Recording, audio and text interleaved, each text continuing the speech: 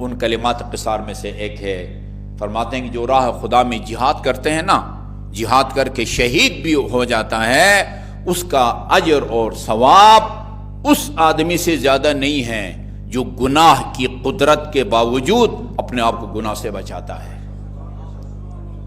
کاد العفیف ان یکون ملکا من الملائکہ، یہ پاک دامن انسان رشوت کی پیشکش ہوتی ہے.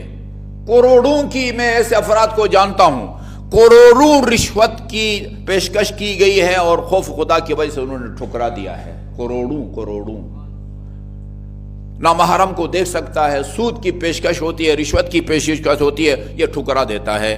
یہ بندہ امیر مومن فرماتے ہیں کہ قاد العفیف ان یکون ملکا من الملائکہ، یہ فرشتوں کے صف میں شامل ہو سکتا ہے. وہ پاک دامن جس کے سامنے گناہ کے مواقع ہیں، کوئی رکاوٹ اور مانع نہیں ہے سوائے خوف خدا کے. یہ